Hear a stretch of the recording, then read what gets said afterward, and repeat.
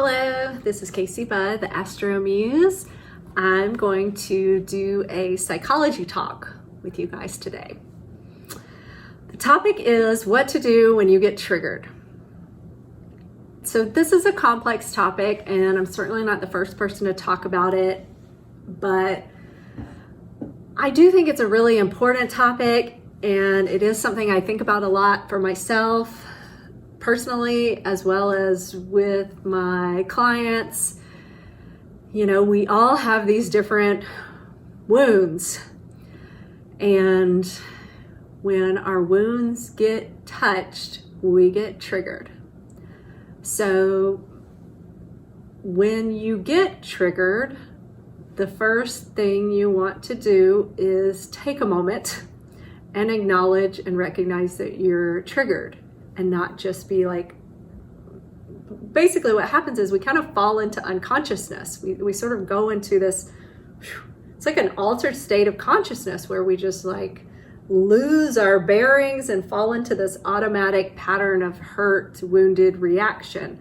And we want to stop that and stop the kind of automaticness of it and just take a moment and realize we've been triggered, our wound was touched, we're about to fall out of consciousness, and we want to catch that. Take a few deep breaths, just, take a moment to allow yourself to get mindful. Now you're not going to get calm all the way because it just happens real fast, and you may still go into a reaction, because that's kind of what triggering is. Again, you kind of fall into this unconscious reaction. But if you can stay even a little bit conscious and know, like, I'm reacting, but I'm aware that I'm reacting, and I realize I'm probably can hold back a little bit because of my awareness, that's great. That's something, that's progress. So if you can do that, that's excellent. And what I usually recommend is just try to handle the situation as best you can in the moment.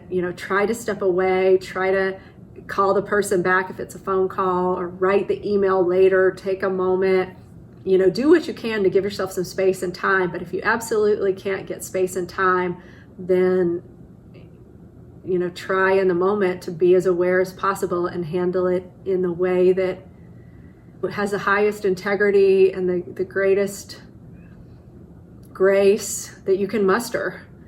It may be more or less depending on just how vulnerable you feel, but trying to remember your values and that you want to be loving and take responsibility for your own growth, while not managing the other person's growth, because we really can't manage the other person's growth. And when we try to manage what the other person does and how they respond, there's problems there. So I encourage you to try to release that sort of thought and focus instead on how can I give the highest possible integrity answer, the greatest, the answer or response with the greatest spiritual potency or greatest maturity. So if you are able to remember that, again, you're on your way, but just knowing that that's a goal that you can have will help you. And, and I do this if I find myself getting triggered, which I still do get triggered occasionally. It's harder and harder. The more you work, you find that the more you work on yourself and the more you work spiritually, you understand, yourself well, and you understand your triggers, and it takes finer things to trigger you. And I see that as just continuing to be in service of your growth and getting it down to little minutia so you can continue to heal every little bit of that wound. But yeah, so if I get triggered and I'm in a situation where I give a reactionary response, I'm usually pretty present to it, and I try to give the best one that I can manage in the moment, but it still isn't usually as perfected as I would want it to be or could do if I wasn't triggered. So I have compassion for that and just acknowledge what I did do that was good. So those are things to, consider that are part of the process. So yeah, so basically, if you're able to take a step away and stop the flow of energy and conversation, then what I do when I'm triggered, or what I encourage my clients to do, is to go into kind of a process moment where you're processing what just happened and trying to understand it. So you want to ask, why is this happening? What was the trigger? What was the button the person pushed that made me feel sensitive or judged or reactive or, something? So you want to try to understand what that button is and really know it, label it. It's this, it's about abandonment. It's about lying or deception or something, power games or money, or just whatever. It's something very specific for you. And, we might have several of these. We might have many of these. It's very personal. So it's very useful to start to get an understanding of what your triggers are and what the themes of them are and what they relate back to. Usually there's some primary wounds that happened in your childhood or continued as a pattern over the course of your life. And so to really get an understanding of what's that pattern that this relates to, that's very important in healing it. You really need to see it and understand it and connect it, through time in your life. So another thing you want to do is, if you can connect it back through time, you want to try to forgive it in the past. So you want to try to look back to, why is this wound there? Did it originate from some lack of nurturing I had in my family, or some abandonment in my family, or with a friend or an early partner or something? And can I forgive that situation? Can I acknowledge the pain that it caused me and then forgive the situation? And just know that much of my life I might be working on doing that, acknowledging the pain and filling that void and that need for myself. So just starting to really do this and go back in time and do it and say, I need to acknowledge that pain and fill the void. And here is a very interesting bit of, perspective and way to think about it. I'm also an astrologer, and I love looking at people's charts in a psychological way, because I can see their wounds in their charts. And I can see if their family, if they had a family member that abandoned them, or if that's going to be a theme, it's in their chart. Or if there is something about deception or integrity, that's in the chart. Or if there is something about reactivity, it's in the chart. So, if there's something about not belonging or not fitting in or not wanting to be here, or being told they weren't enough, or just whatever it is, it's in your chart. So, and it's also in the other person's chart. So if you felt abandoned by someone, it was in their chart to do that. It was in their karma, in their plan, and, or abused or anything. It was in their chart, and it was in your chart. It was part of your soul's plan. And this is profound, and this is different from what you're going to hear from other psychologists, unless they're astrologers, and it brings so much peace. That's why it's profound. It brings a lot of peace to realize, wow, this might have been part of our plan. This person had to be this way. That's their personality.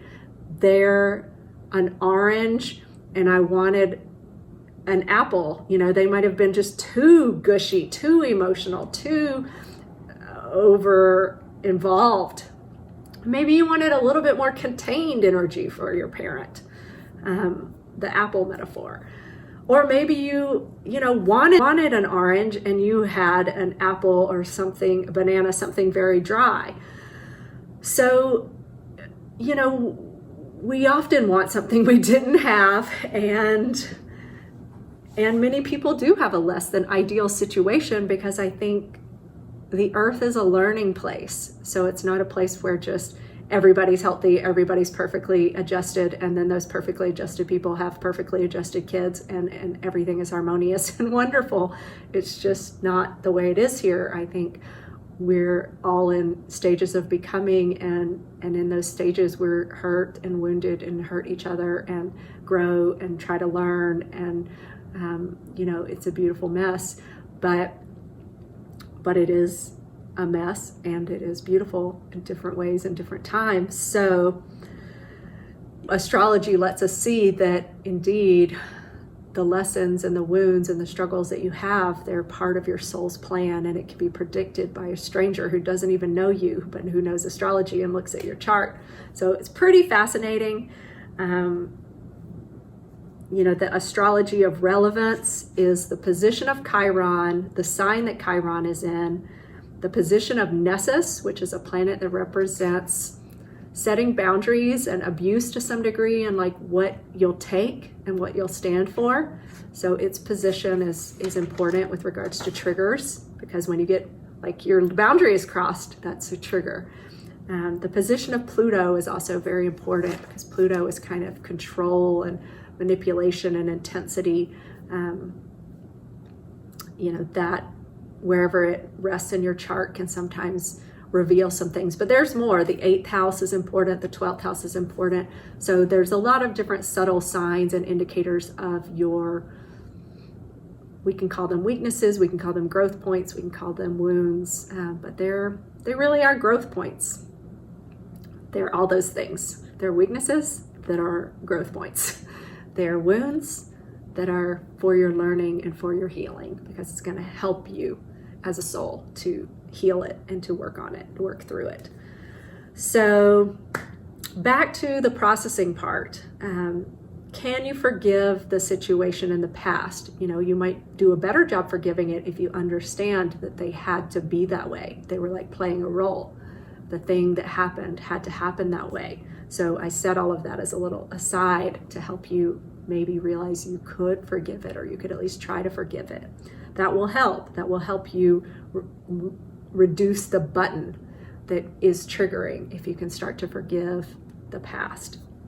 You can also ask yourself, what did I learn from that experience that caused the wound? How might have been there to serve me in terms of my soul's growth? And when it happened at other times, what did I learn about myself? How did I grow? So just really starting to ground your thinking and make it a little bit more organized and practical will help you be less unstable, because the triggering is like, woo, it's like a little fuse, it's unstable. And if we can kind of ground ourselves and view things in a little more practical way, it helps us be more stable and less easily triggered. So thinking about how growing through certain wounds has helped you is one way to get a bit more stable in your perspective.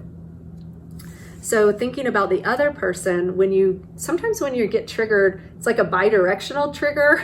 The other person gets triggered too, and you've like mirrored something to each other, or you've just somehow managed to touch each other's wound. This happens a lot in families.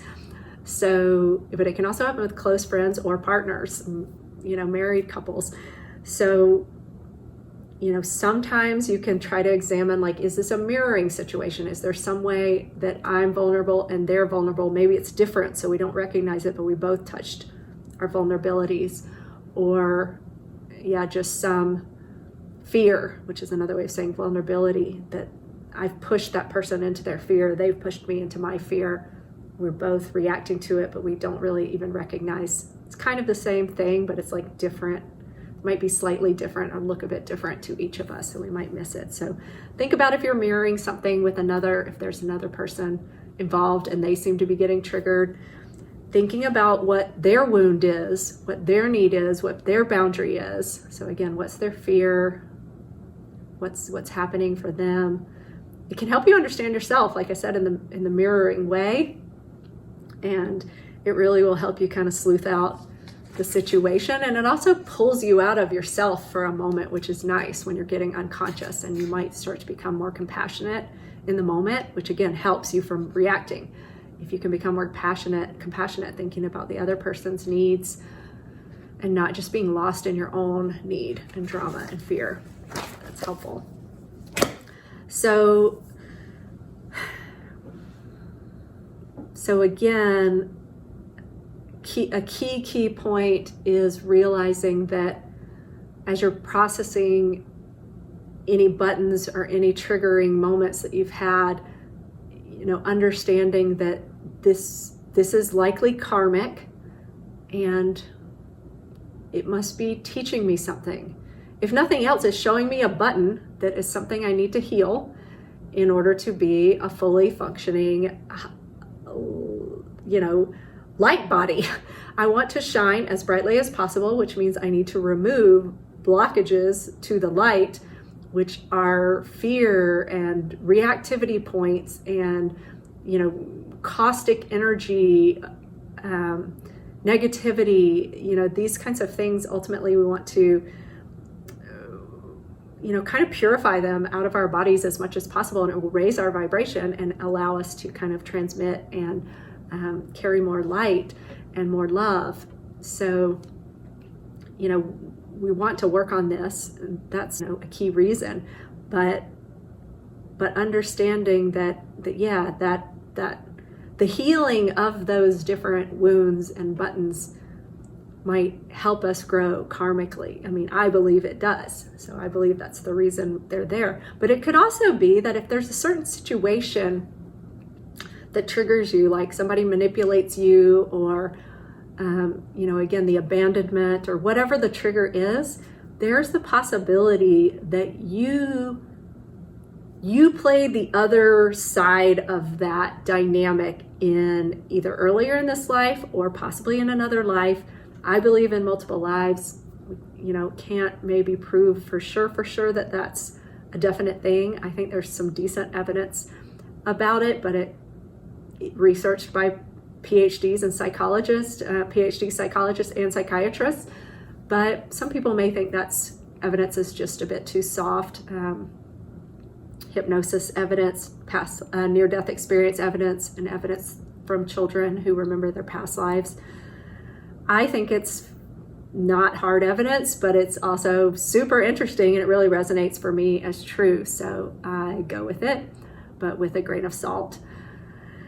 So, but yeah, it serves me in that if something challenging is happening, or a certain dynamic or a pattern is happening where I feel like the victim, I try to imagine, like, if we really do have thousands of lifetimes, it's highly possible I could have been on the other side of this situation in another lifetime, and maybe this really is my opportunity to experience this action, and from the other side, which is just karma, which is just, in its traditional sense, it's getting the other side of your action. And this really helps me. It might just be not true, but it does help me accept challenging situations. I think, okay, maybe I did something challenging to some other person or the same person in another lifetime, and this is my time to get it back. And I try to keep that in mind as I still try to handle it in the most loving, highest integrity, most right way possible. But again, remembering that keeps me from being a victim and being too much in blame. I try to be careful about making other people take responsibility. I don't want to be taken advantage of and take responsibility for things that aren't mine to own. So I will stand up for something that I truly feel is wrong. I certainly don't just sit there and let things happen, nor do I advise that to others. But if there is a pattern of, like, let's give an example.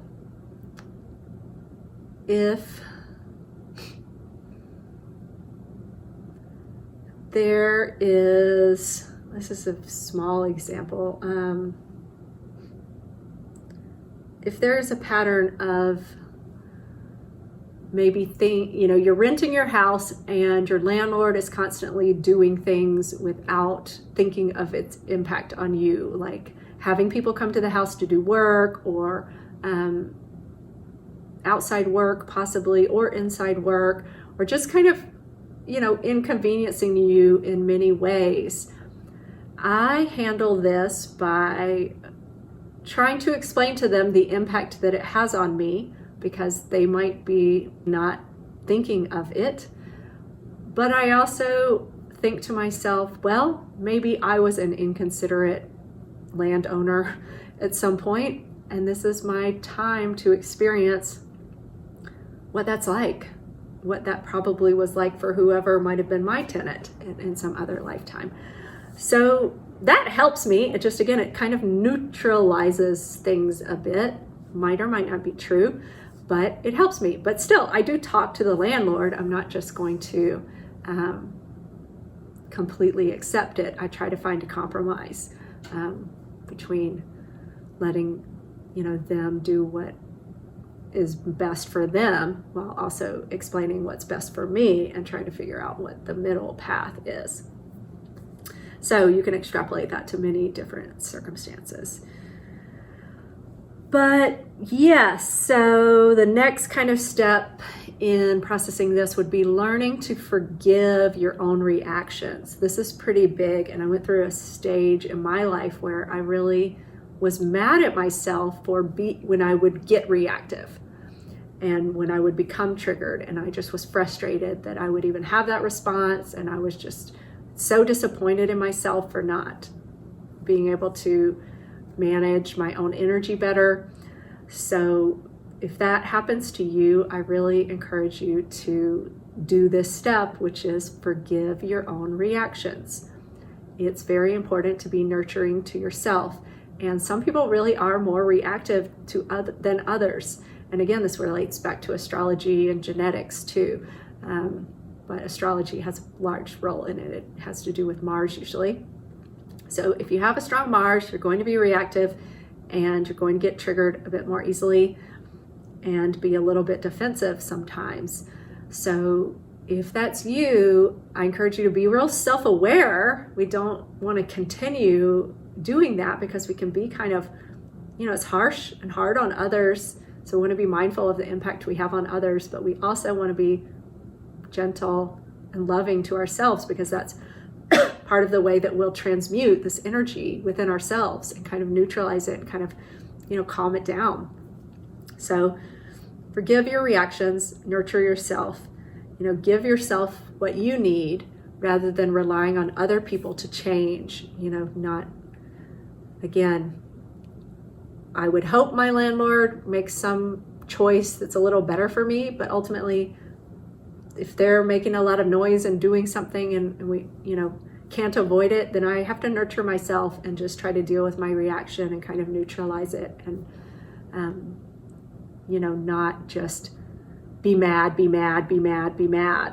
but really do try to transmute that energy and release it, in part by nurturing myself and being gentle with myself and honoring myself and forgiving myself for being upset in the first place. When you are able to kind of nurture yourself, honor your buttons, see the patterns, all of that, it slowly does make you react differently every time it happens. And that's why I'm saying it takes a finer and finer trigger to make me react.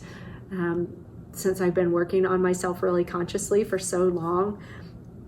And when you do this, when you work on yourself, whether you've been doing it for a long time or starting now, every time you become more mindful and have a slight improvement in a reaction that fits a certain pattern, like a certain kind of trigger, and you notice it, if you can react slightly differently, congratulate yourself, really notice that and honor it, because it is progress, and it's possible to make progress. And I think you make faster progress when you're very mindful of your progress and you acknowledge it, and you really can celebrate it and appreciate yourself, for making those small adjustments and growing, essentially.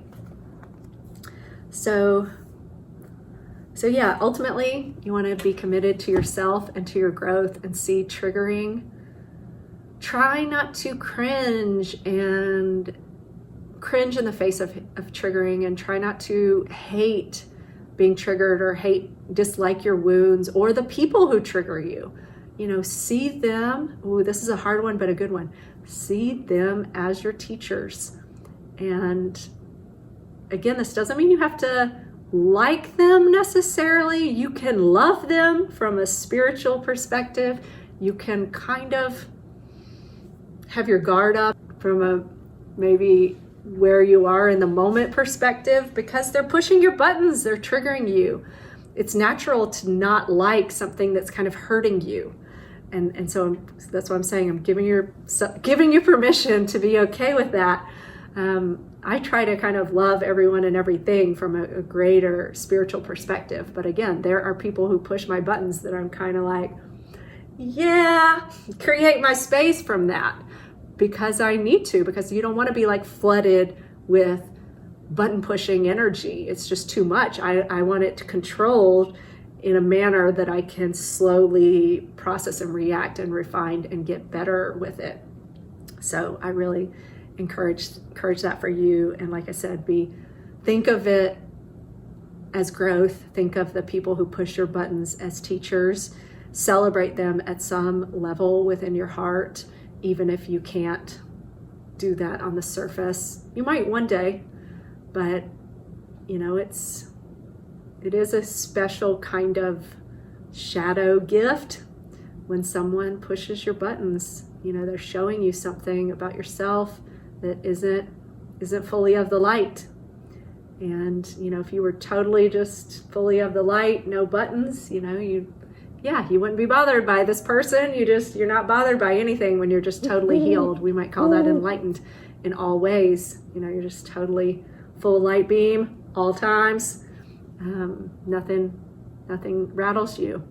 But most people are at various stages of enlightenment, and many of their buttons might be healed and they might be filled with a certain amount of light.